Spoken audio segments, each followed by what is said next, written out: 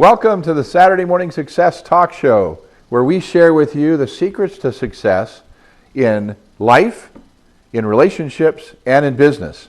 I'm Dennis Nurmela, and streaming in live from her studios in Los Angeles, California, this is Sandra D. Robinson.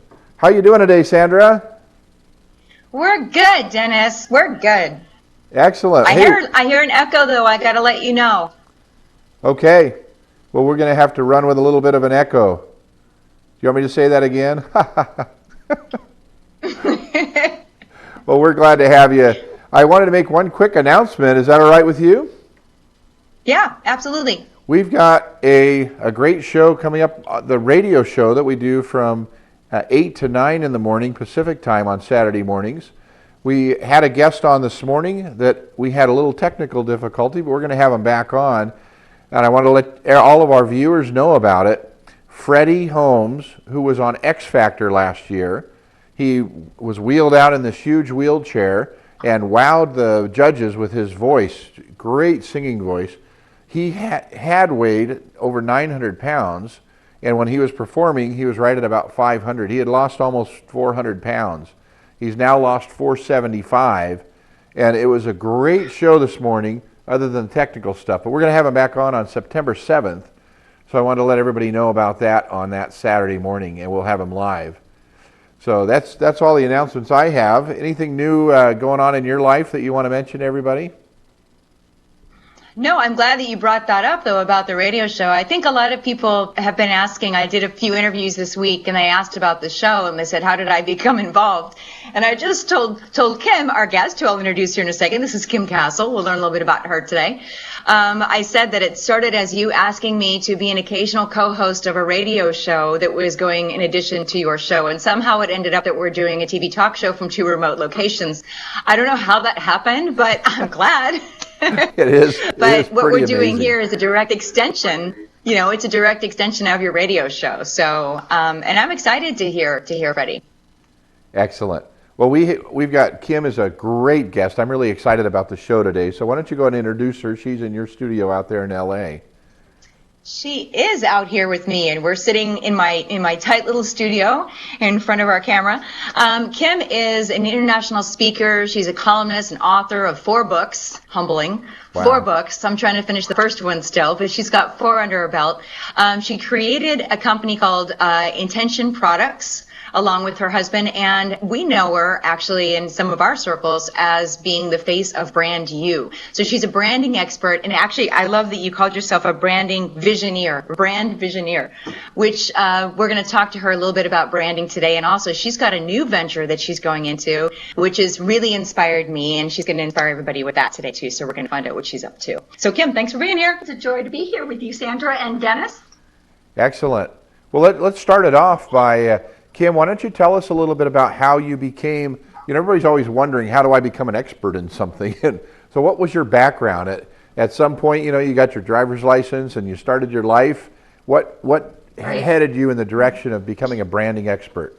What's your story? Well, I always, they say, how do you get to Carnegie Hall? Practice. Expert is something, I think by an expert you do time. I think that's really what it is. And I think there's a misnomer today where people think that they can just pay somebody to be in a mastermind, learn a little bit, and they call themselves an expert. I'm of the camp that you don't call yourself an expert. Other people call you expert. That's something that you've earned. So I've been doing brand development for 20 years. A little longer than my driver's license. I started out as a graphic designer. I actually had a dual role as a performer, actor, and then a designer. I was a fontaholic. I loved fonts way back when, where all we had was press-on type. And I would hold on to letters, even if it was just a Q left on a sheet. I would hold on to I've got to find a place for this Q.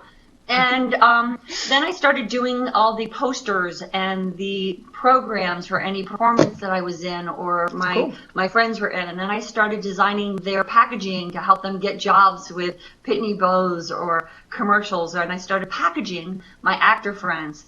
And before I knew it, I was working in advertising on both sides of the fence. So I was doing commercials. And then I was also working as an art director and a creative director. I started Brand You about 10 years ago when we had our own advertising and design agency for about 13 years, and we would work with entrepreneurs as well as studios, so like Disney and Paramount and things like that. And I got to a point where people were coming to us to tell them who they were in business. And Okay. and I realized that they were giving me so much power, and I'm good. But I realized that that didn't really serve them. So I wanted to find a way that if they knew their brand inside, then they would be operating in power, and then me and anybody else that they hired would be able to serve them that much more. Hence Brand You, Absolutely. the name. Got it. I like yeah. that.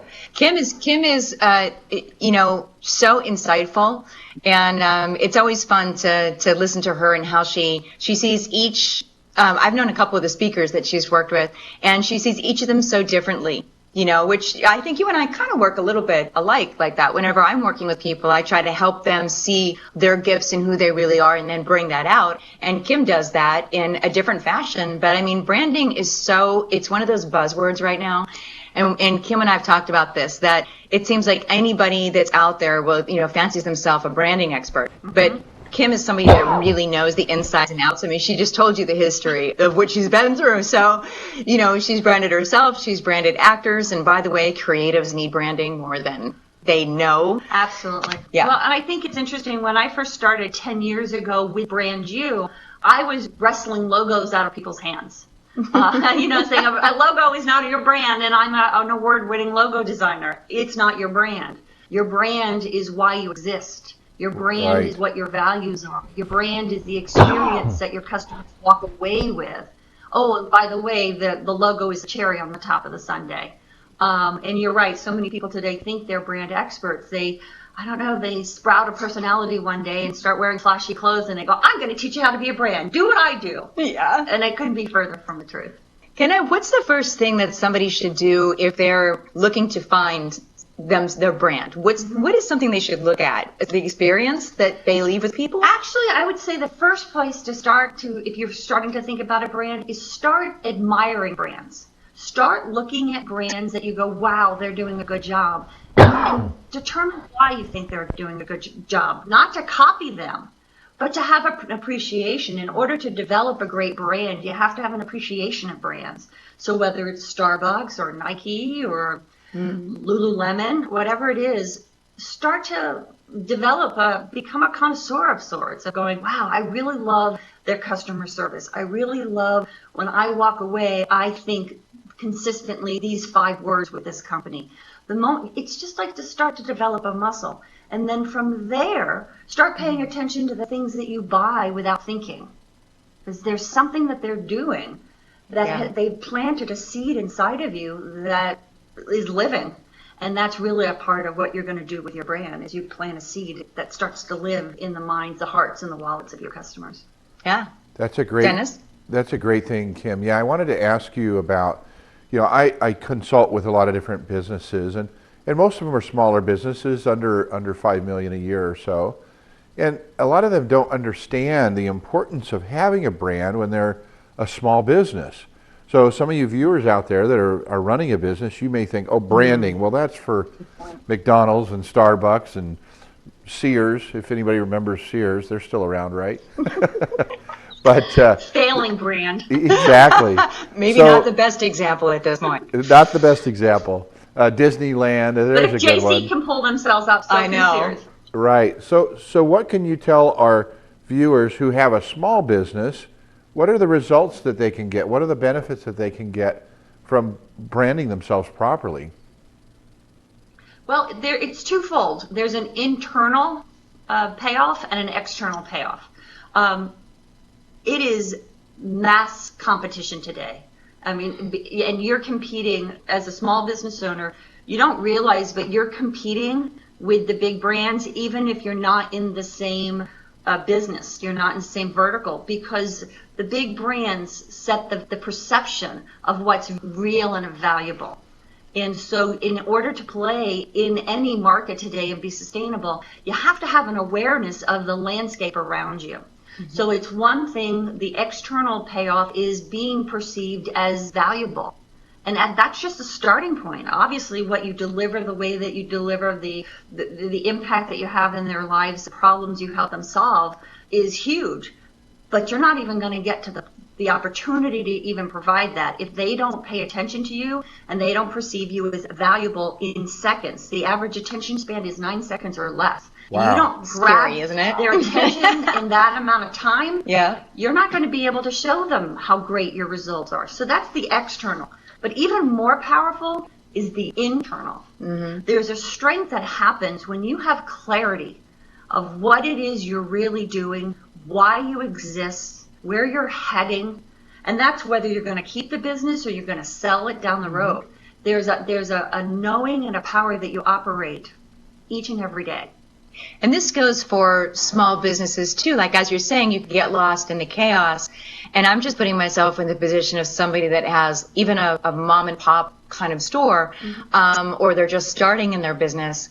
They're still, I would say, let's encourage them not to be discouraged that they'll get lost in the chaos, but that there is a way that you can stand out in. Absolutely. That's what Kim's trying to say, is not be intimidated. Yes, there's a lot of chaos, but to get really clear on what you deliver is what's going to help you cut through all of that. Absolutely. The fastest way to cut through is to get so clear within yourself and in a sense, shine that as a laser beam. And that cuts through. You'd be surprised how much power operating in total clarity really benefits you.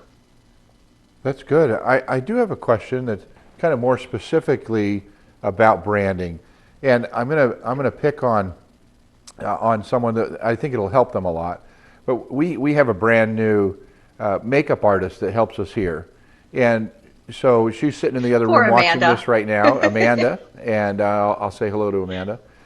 So she has different type customers. She's not going to have a sign out front somewhere. She's going to be trying to market to maybe television or movie industry folks, and she's marketing in a different way.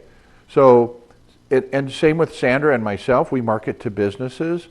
So when someone is branding, the typical mindset is that you're talking about a sign and letterhead and stationery, but there's so much more to branding ourselves. What could maybe if you want to use Amanda as an example as a makeup artist or some other industry person who's having to, they don't have a sign somewhere. What is branding then really? Great question, and it's a very important, very powerful distinction to understand the difference between brand and branding. Brand is the pinpointed communication of your company, your product or service, the value that it stands for, and the ongoing feeling that your customers get from it. Notice I didn't say who you're selling to. Right. It's what you're selling them, what you're bringing to them. Now, branding is the act of ing. You're in the act of bringing the brand out into the market through different messaging, be it collateral as you spoke, be it putting your promotional items, on the side of a bus or a frisbee or a blimp, or Right. or buying into television or doing a show like this. Yeah. So branding is the act of taking it out, but the brand is the soul, the heartbeat. The brand tells you whether you should put it on a frisbee or a side of a bus. And don't most people get it backwards if they dive in? And I know I did this myself too. I have a company now, so I made up a logo and I printed up a bunch of stuff and I put it out there when I didn't even know what the brand itself was. They get to the ing before they do the brand, Absolutely. which is why in your programs that we've experienced, that you actually start there first and don't even let anybody create a logo or anything. It's like going to the Gap buying clothes for your baby and you haven't had sex yet. Well, We got a great guest today. Should I use the word sex? I told you it should be fun. That's right. That's okay. Yes. So we've got. I'll give an example. I go to a spin class, and I've actually lost about 30 pounds. So I'm hoping you guys will see less and less he's of on me a as we mission. go along. But in my spin class, the spin teacher always brings these rolled up wet towels with some kind of a mint in it that she's kept in the freezer. So at the end of class, I think that some people, I know that there have been days that I have survived class because I knew that cold towel was coming. So wouldn't that be part of branding? That has nothing to do with a logo or a sign? Absolutely, Yeah. absolutely. It's the experience. It's first and foremost and last and foremost the experience. I branded a spinning trainer, and we named his company Ignite Fitness. And I helped him create this whole experience where he actually brought a candle into his whole. I helped him create the whole experience where the lights go down, you light the candle, and we took him through a visual to put that flame inside of them, and that's the whole experience. Wow. So yeah, absolutely. Isn't that awesome? Right? So I now love I that. hope there's some wheels turning with people, thinking, how can I think outside the box? And, how do we make ourselves stand out in something like, think about that. Fitness is one of the most congested, genres that you can possibly enter into. Absolutely. Yet you look at companies every single day in that field of even spinning, even in that niche. You look at a Soul Cycle and you go, oh my God, they're getting $25 to $30 a class Yeah. because of the brand. Oh, that's very It came true. out of nowhere. What are some of the biggest And once you build a brand like that, I'm sorry, Dennis, but once you build a brand like that, correct me if I'm wrong, but once he, gets a following with that, that enables him to actually start to create products that will be more successful, because that's another thing people do is they not only jump ahead of the branding process, I think, but they start into making products without actually establishing a following. Yes and no. I mean, What do you think? I work from a brand from a strategy standpoint. So I look, even in the beginning when I'm working with somebody, I do look 3-5 years down the road in the planning stage. Which is why we need someone like you on our team, because people don't naturally do that. No, so I tend to, because I'm trying to build longevity for a company and a brand. So it's not just what you're doing today. Too many people are just focused on what they're doing today. And if you're only, even as a small business, if you're only focused on what you're doing today, you're already behind. Mm-hmm. So you need to, and you're not building a big enough footprint for yourself in order to grow. So I do look 3 to 5 years out, even knowing that things are going to shift. The fact that you've created a big enough playing field for yourself in which you have the clarity of where you're growing, you'll have more power to adjust with what's happening, but at least you're on a path that's solid. So I do look at products, or it helps to, like I said, build a big enough house for your brand today for where you're going. Right. So Dennis, are you going to be changing anything in your brand? Yeah, I'm waiting until I get to the end of the show and I'll find out. Oh, so much pressure. I know. So some people get wrapped up, I think, in the technical side of, I know I'm one of those, get wrapped up in the technical side of branding, of what colors to use or what size fonts to use or whatever. And, what you're telling us is that there's so much more to the idea of branding than just the visual things you see. Maybe it's the way that you give your service or the way that you communicate with people that might be a little bit different. So we've got just about 1 minute before we take our first break here. And when we come back, I would like to talk about some of the biggest mistakes that you have seen in branding when we come back from break. But take us just for a quick minute and tell us some of the other things that you think are important with choosing looking at your industry to see what other people are doing. Is it that important that you look at that before you develop your own brand? Yes and no. If you look out into the industry before you're clear, you'll never get clear. You'll constantly be moving. Steve Jobs said, you can't ask the customers what they want, because by the time you'll have figured it out, they'll have changed their mind. They'll have moved on. The same thing happens when you're out looking at your competitors, and things are moving so fast that if you haven't nailed yourself down, even if it's just your big toe, you're going to constantly be off the mark, and you're going to constantly be judging yourself against them, which is unfair because you haven't made anything solid. Right. Make something solid first and then adjust. When we come back, I do want to get Kim to talk a little bit about her new venture as well. So she's got some new stuff going on she's excited about, and she's going to get us all excited about what we can accomplish too. Excellent. So we'll So come get back. that when we come back from break. Come back and find out.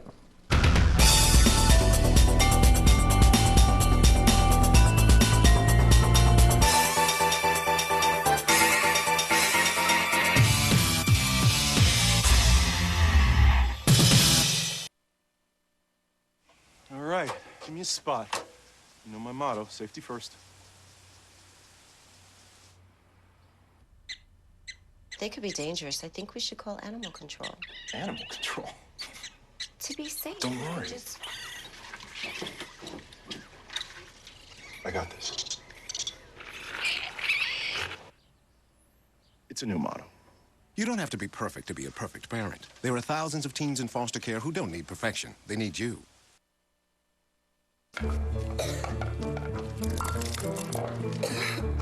Want some more? What's he doing? But he can't.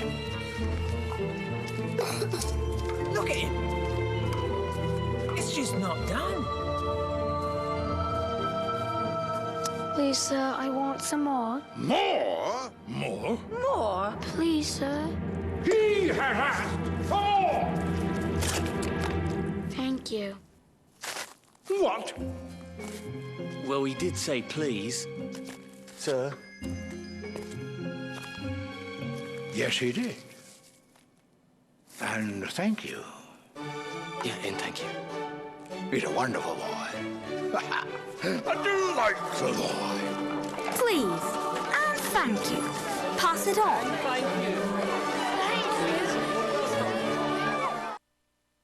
You're watching Eagle Vision, Mount San Jacinto College's very own television channel.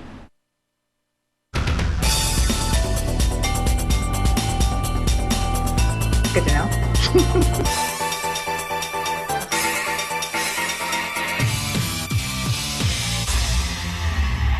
Welcome back to the Saturday Morning Success Talk Show.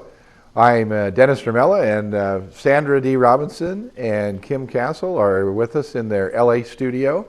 So we're glad to be back, and we wanted to talk to Kim about some of a new venture. Is that right? Yes. After a decade of being the brand visioneer, I think times have shifted in terms of it's no longer just about the experts. It's no longer just about showing people or telling people how to do certain things in their business. One of the things that excites me, which is a prime example of this show right here, is the power of digital media and the power of video. I believe with things like YouTube and that whole YouTube sphere of digital entertainment, I think you could do so much more with brand if you bring brand to a whole new level using video. Not just your static talking head, but really bringing Some flavor. entertainment to it. So I'm actually using myself as a guinea pig that I've launched a YouTube channel. If you go to YouTube/Kim Castle, like a queen lives in, I'm actually using media to develop a lifestyle brand. So I'm actually sharing the entire process of what it takes to how do you find the voice, how do you really wrap media to release products into the marketplace. I mean, you watch it on big network, on Bravo and things like that, that I believe that even a small business owner, anybody who has commitment and desire and creativity can do it as well. So that's what I'm doing. I think it's easier than ever. This is what I talk about when I speak. I encourage people. It's easier than ever to create, to create content, to create a show, if that's what you want to do. You can edit in your own computer, and it actually comes out pretty darn good. Yep. But the tough thing is what Kim specializes in, which is coming forward with a brand that's already clear, like knowing who you are, knowing how to put that out there so that you can leverage it. It's easier to create something to leverage it, but you have to be clear about who you are before you start. Absolutely. What I love about when Kim was doing the initial videos introducing the fact that she was going to be doing this YouTube thing, you were so brutally honest about like, okay, this is a new thing. Who would think that, I'm this age and I'm jumping into this, it was so refreshing. It just made me want to watch and see what you were up to, because you were just so like, all right, tripping into this new venture, let's go. And we were just part of the whole process. Yeah. Well, thank you. Thank you. Well, it also takes knowing your demographic, so Yes. there are things that you need to know. You need to know yourself. You need to know your brand. You need to know your market, and you need to know that there's money to it. Yeah, it's not the same as getting money for the hour for hour, or selling a book or a product or something like that. You have to have an understanding. There's a whole different revenue model around video, and it's not only great to get your brand out there, but it's other levels of revenue. Can you explain that a little bit, Dennis? I hope we're not taking over, but I want to touch on that, because people always say, how do you make money with a video? So can you explain a little bit? Absolutely. There's so many different ways.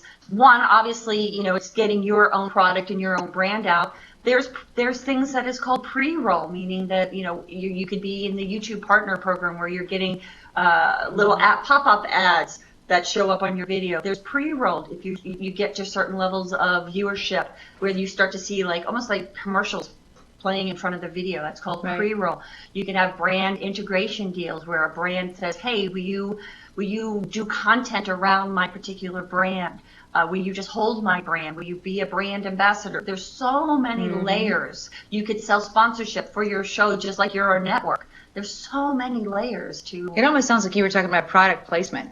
There is product placement. Although that's good. in the YouTube world, they're not particularly happy with that on the nose. They want it to be more integrated. So I'm not gonna hold up and go, Starbucks. It's just I'm just gonna happen to have a Starbucks cup in my hand. Okay. All right. Or it has to be a bit more authentic. Yeah.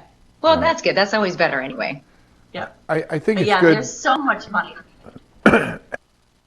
So that we remember whatever our brand is, like you're talking about, and you could probably expand on this even more.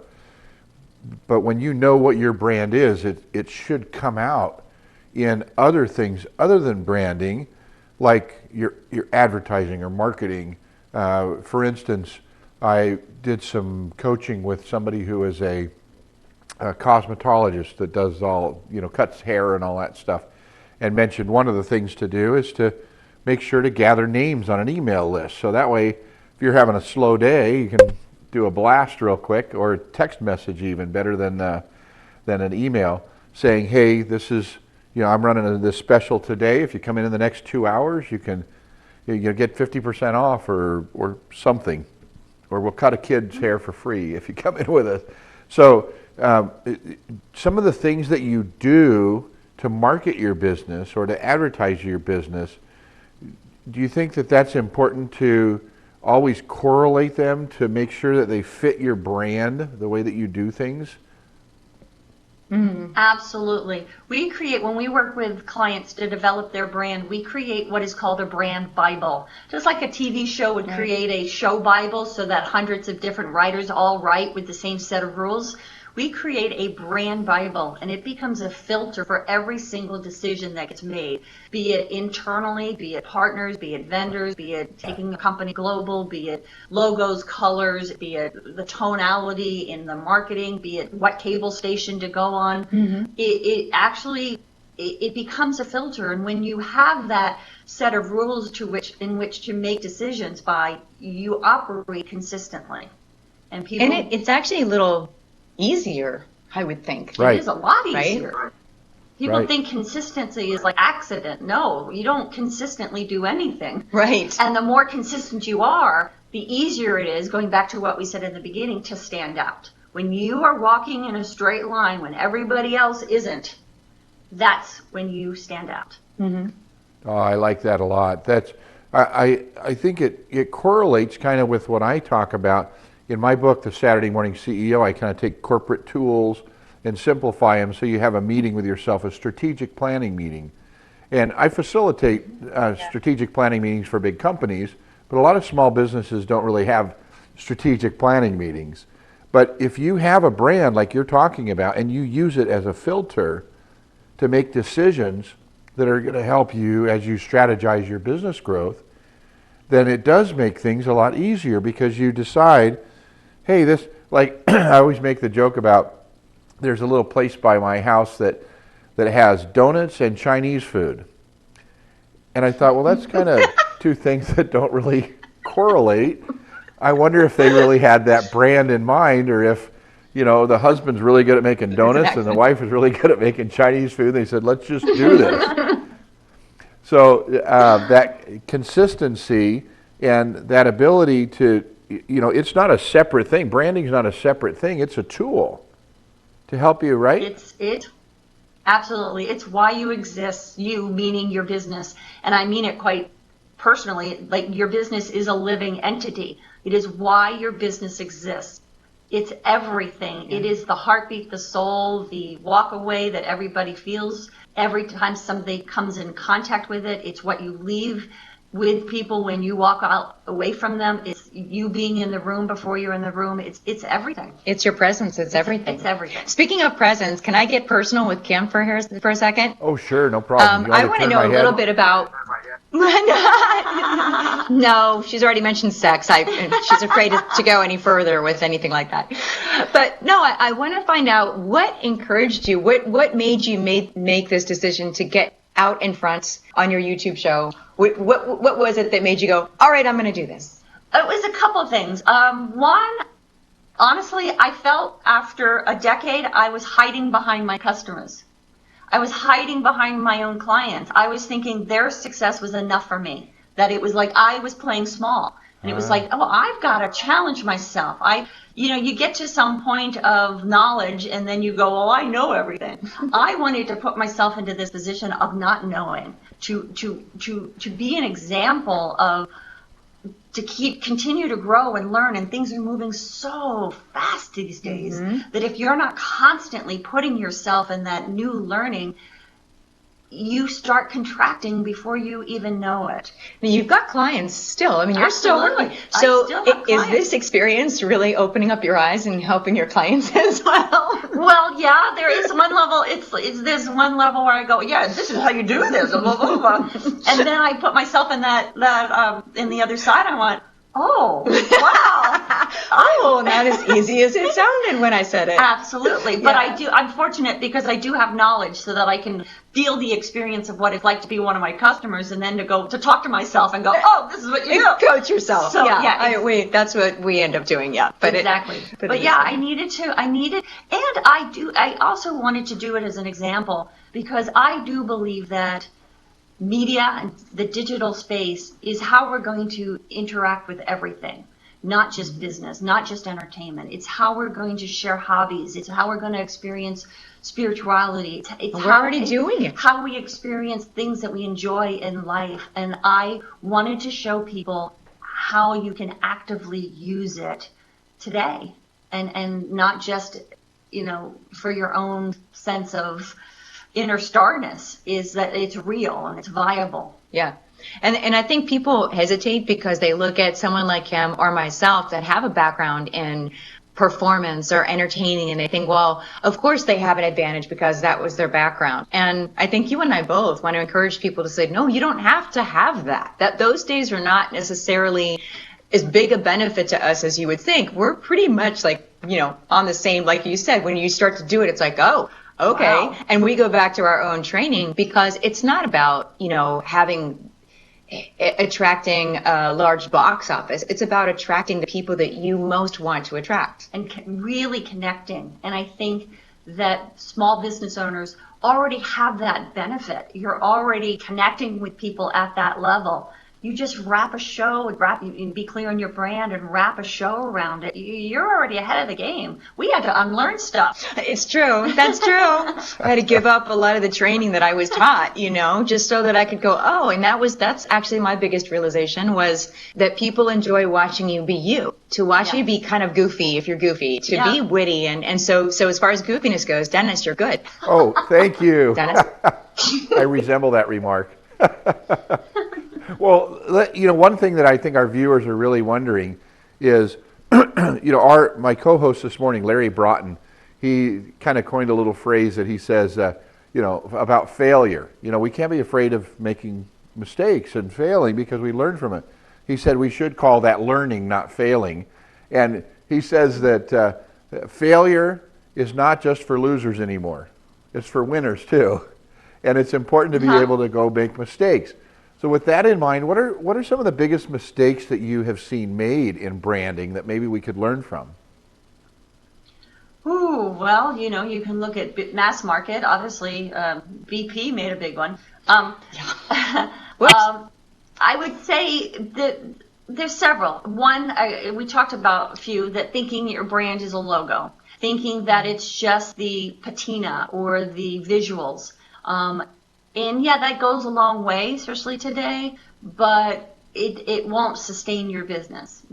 I would, even as a creative director and an art director and a logo designer, where my nickname is the aesthetic police. So I'm a fanatical around tone and color and font. And remember, I still hold cues. I've got cues in my closet.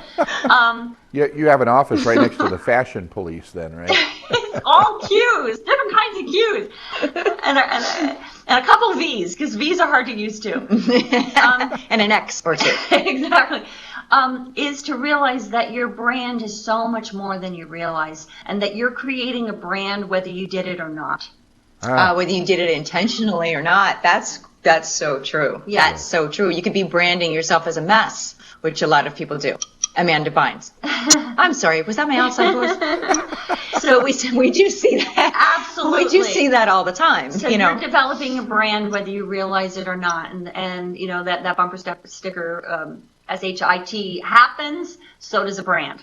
Yeah. If you're not doing it intentionally. So I would say that's a big mistake. I think also another mistake is thinking that your customers have the power of your brand and not you. That you think, well, I'm going to wait for my customers to tell us what we're about. And you're giving your power over to them. You want to feed your customers. You want to give your customers all of you, all of your goodness, all of your wonderfulness. So actually, it's kind of like inviting people over to your house for a party and go, well, do something. What do you want to do? What do you want to do? There's food in the cabinet, and here's the remote control, and I think there's batteries somewhere. I mean, it's actually owning the power that you have to create. Then you're in relationship with your customers to go, oh, well, this is what we're receiving from you, and you adjust. Not giving your power over to the customers to tell you who you are. So I think those are the three biggest ones that I would. That's huge. That's good. That's huge. And there's got to be a little balance, I think, there too, in between getting some feedback from your customers. You do want that, but you don't want them to build your foundation, correct? Absolutely. Absolutely. And a lot of times, here's another mistake. A lot of times people put the power in the marketing as opposed to the power of the brand, and thinking that brand and marketing are synonymous. We actually separate them. We really think brand is in the creation stage. What are you about? Create it first. Then throw open the blinds and face the market. And then you adjust in the market. Mm-hmm. Now, you do have to have some awareness of who your demographic is and what your end goal is going to be. But only with peppered in, only like an ingredient, not defining all of who you are. Then once you face the market, then you adjust in the market, but not moving off the spot of who you are. Now, a lot of people, you talk about your target market, and a lot of people, I think, maybe stay a little too superficial on that. Mm-hmm. I know if they work with someone like you get much deeper into the psychographics and everything else. But if you ask a lot of solopreneurs, even when you're networking, well, what's your target market? They say women. And a little more clarification, maybe, women, that are in transition. Okay. Right. Better? I mean, it's like so broad, right? What can people do to help them start to recognize how to narrow that down? And tell us in a short period, because we have a break coming up here in about 40 seconds or so. 40 seconds. I would say start with who you are. Rather than thinking about how do you go out and find your market, start by who you are. If you're a PTA mom and you're meeting people at the soccer field or PTA, that's your market first. Then you start expanding out from there. I have so many clients that we catapulted their business by going, where are you at mostly now? That's your market. Then get clear about it and then extend out from there. Where's the next level of people that you're closest to? Excellent. When we come back, we've got some outside the box stories that we want to tell you that didn't hit the big news.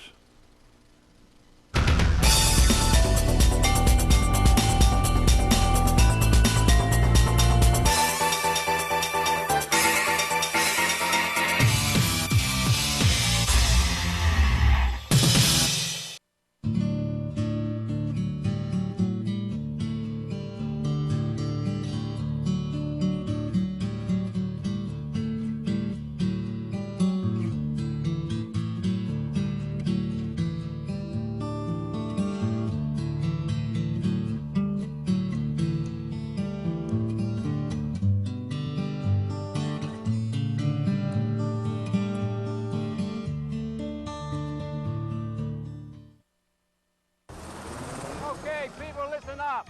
Our fugitive has been on the run for 90 minutes. Average foot speed over uneven terrain, barring any injuries, is 4 miles per hour. That's a 6-mile radius. I want checkpoints established at I-95, 495, and over at Route 66. What I need from each and every one of you is a full target search of every gas station, residence, warehouse, farmhouse, hen house, outhouse, and doghouse in that area.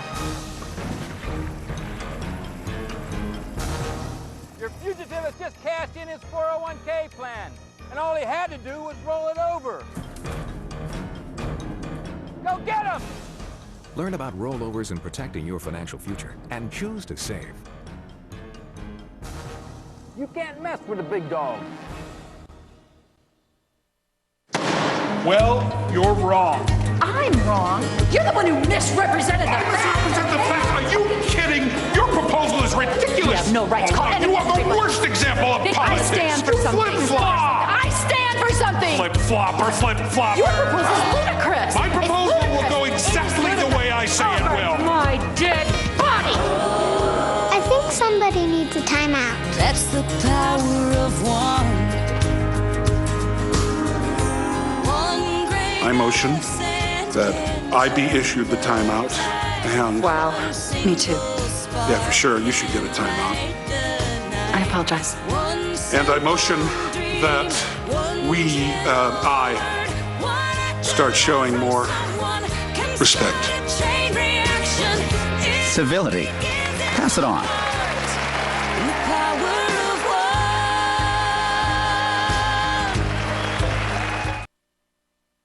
You're watching Eagle Vision, Mount San Jacinto College's very own television channel.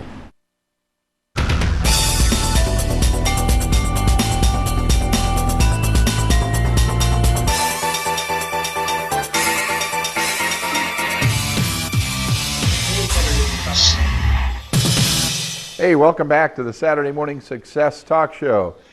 Sandra Dee and Kim Castle are in Los Angeles, and I'm out here in our studio in the Inland Empire, and we're so glad to be back with you.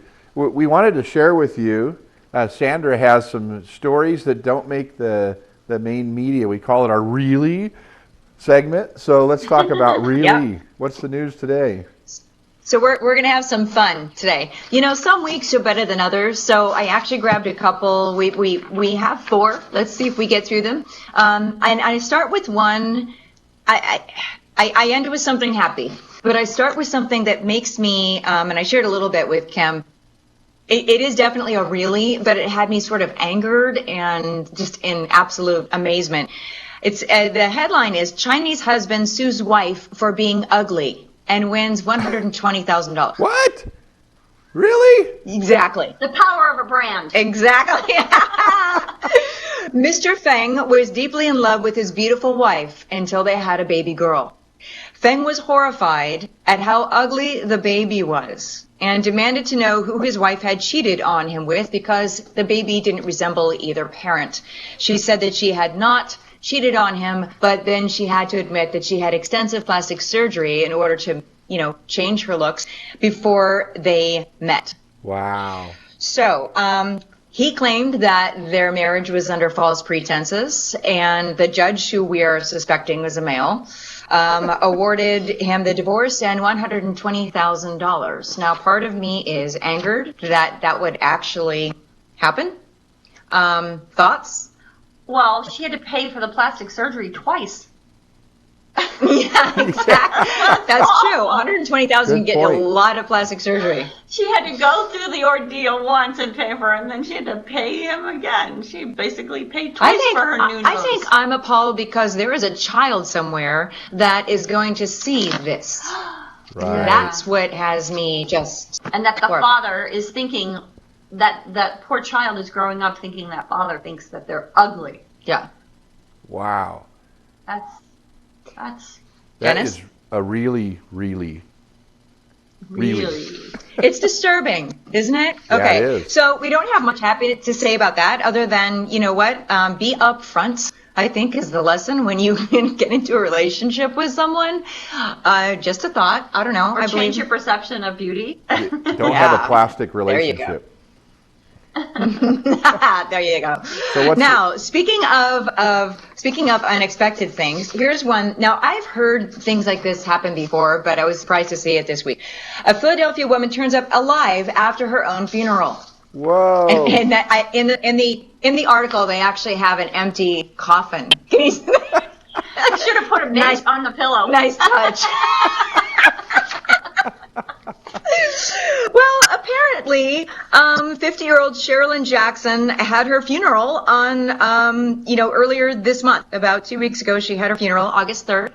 And then she decided to go ahead and show up at a mental health facility a little while after that, which I'm sure threw everybody into a tizzy. They had an open casket. The mother and the family actually looked at the person in the casket, thought her nose was a little funny, but assumed that it was something that happened during the process of preparing her for the showing, and actually looked at this woman and thought that it was their daughter. Wow. Hello? Really? Really? How much do you really look at your kid? I mean...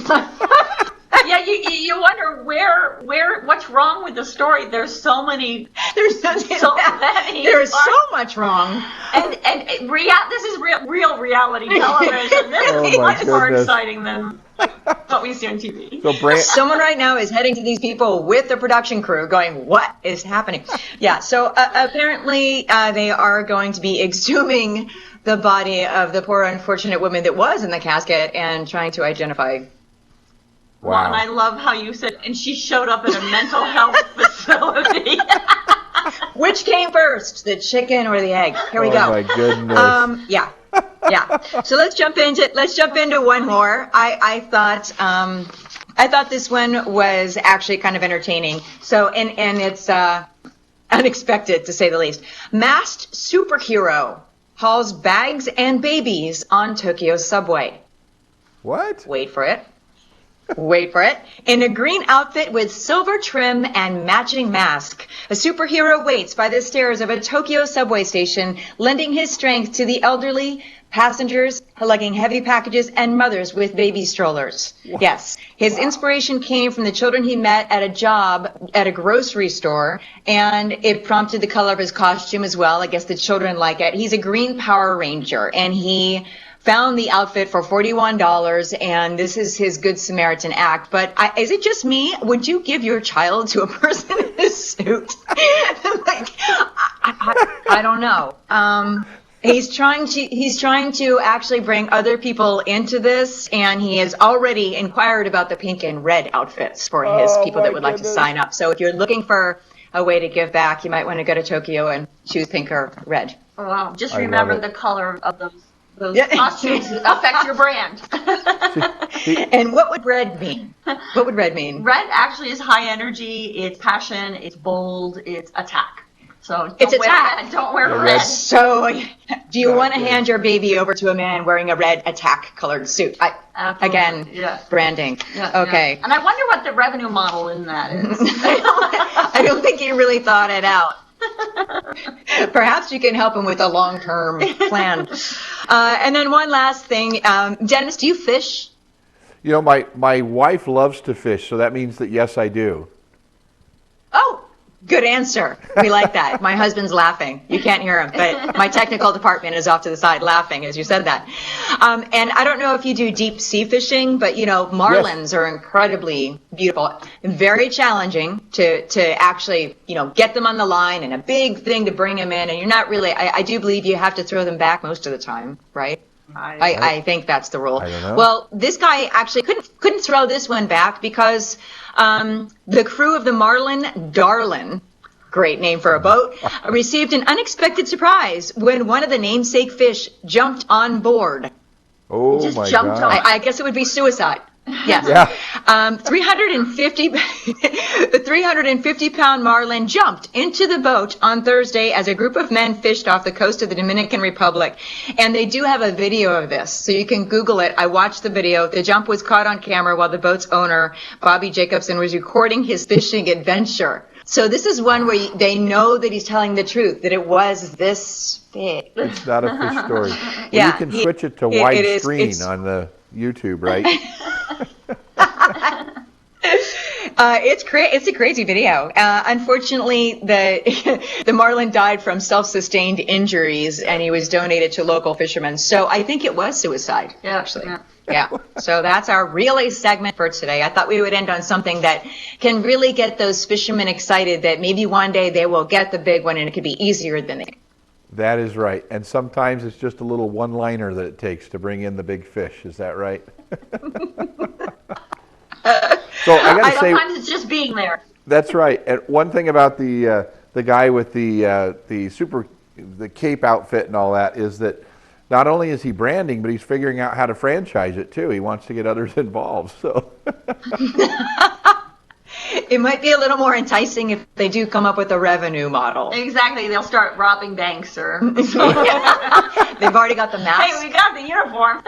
Then they can actually, I've got it. Then they can rob the banks, give the money back to the elderly people and the mothers that they're helping, put it in the strollers so that it becomes a full circle kind of, Robin Hood. All about Robin strategy. Hood, absolutely. What do you think? No, I love that. Or Robin Ranger Yeah. would be better. Well, we've got Yes. we've got a little bit of time left here on the show, and we want to talk to you about a couple of things. I want to get. I'm sure that you can share knowledge with us for hours and hours, but we don't have that much time left. So if you can share with us what you feel is kind of the gold nugget of information that everybody needs to know about branding. And then after that, if you can let us know how people can contact you, because I'm sure some people are saying, I want to learn from an expert, a real expert. Well, I shared some of the things again. I think the first thing to realize is if you want to create a sustainable business, if you want your business to start to take on a life of its own where you're just leading it. So that's a choice. I mean, I wish I could say, branding is 1, 2, 3, easy, done. I mean, we broke it into process, so it is actually easy and fun, but it does take pushing up your sleeves and going, I'm committed to making this venture be bigger than me. And it evolves. And over it does time. evolve. So that's the first thing you have to decide is, are you completely filled by the day-to-day and that's all you can think about? That's the biggest container you can hold for yourself. Mhm. If that's the case, then by all means, and you're fulfilled with that, then branding probably isn't the right thing for you to venture into. But if you have a bigger aspiration for this business, that you want it to be able to take on a life you don't want a job anymore, you actually want a business. Right. That it is the fastest way to do that, is to create a brand, make it sustainable, make it hold onto itself, bring team to it, bring it into the market, and then you are just the steward of it. And you can pass it down to your family or sell it for a lot more money because the value's there. You can find me at brandu, that's the letter U.com.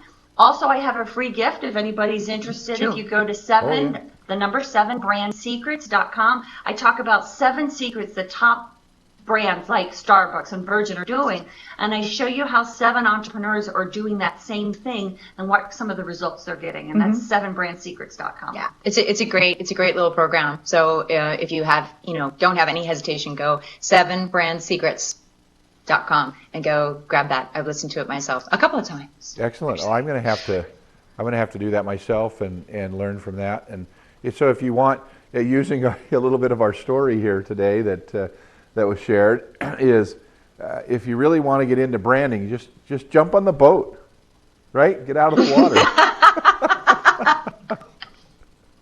Just do it. Just commit yourself. Be there. So, but I think even if you don't have aspirations or you can't quite see your business as a startup to be as big as Starbucks or something like that, know that by simply branding, even if you're a coach, I find this with a lot of coaches, life coaches, business coaches, that if you're branded well, you no longer have to be working so hard to get clients in the door, that they will be coming to you. And that doesn't mean that you have to get crazy busy with your schedule, because here's the thing, you can actually raise your prices because now your value has been proven before they even get there, and your business will be running smoother. You'll have more of a life. And a lot of times I think entrepreneurs, solopreneurs, myself included, have had times, months, some even years, that they're living under their business, just consumed by it. And branding, I think, is one of those things that can set you free. Yeah, and I think even as I hinted at earlier, the biggest payoff is the clarity of self. So often our days as entrepreneurs are guessing and figuring out, either worried how do you keep the doors open, or what am I doing, or what's the next thing to do. And when you're so clear in your brand, there is a power that comes, an internal power that comes from clarity. And there is that ease. Mm-hmm. It's an ease, and then you start to create your business as opposed to just working it. Oh, Isn't that a great notion? No, Yeah. I understand that, and that's the trans. It reminds me of the lady that you said showed up at the mental health clinic later. Her brand went beyond her death, and I think that's important when I talk to business people, is that they need to look beyond. I mean, we use it for succession planning. What's going to happen to your company when you pass away. But I think that is like a key thing to think about, like in life. They say, what do you want people to write on your tombstone? Well, branding is that, isn't it? I mean, what do you want people to remember your business by, and how are you going to keep it going after you're gone and not leading it anymore? Give it its own life.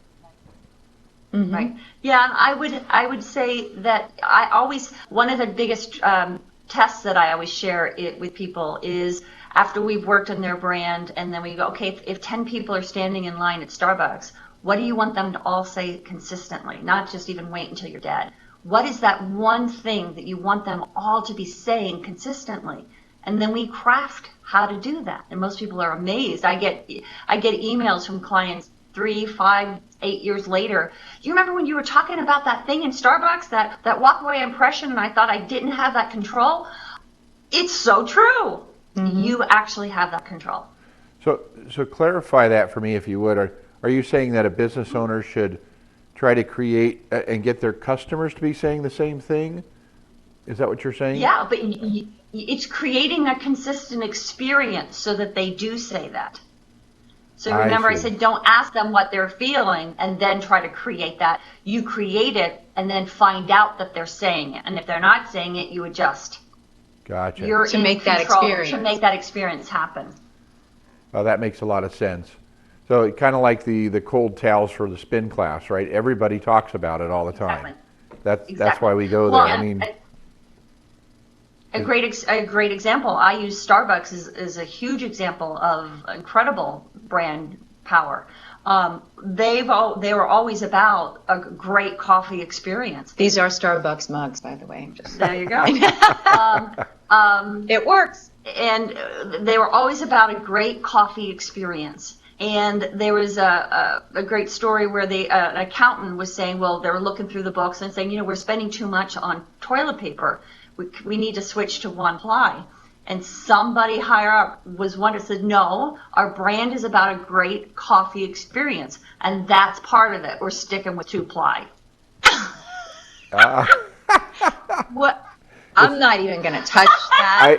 No. It's true. It's hard to stop when you're on a roll, right? Well, with that, we're about wiped out of time for the show, and we appreciate you being here, Kim, very much so. And remember that if you're thinking about becoming successful, that there's one thing that we share with you every single show, and that is quit thinking about it. Start doing something about it. I want to know by next week, I want to hear that you have done at least one thing to help you to reach your goal.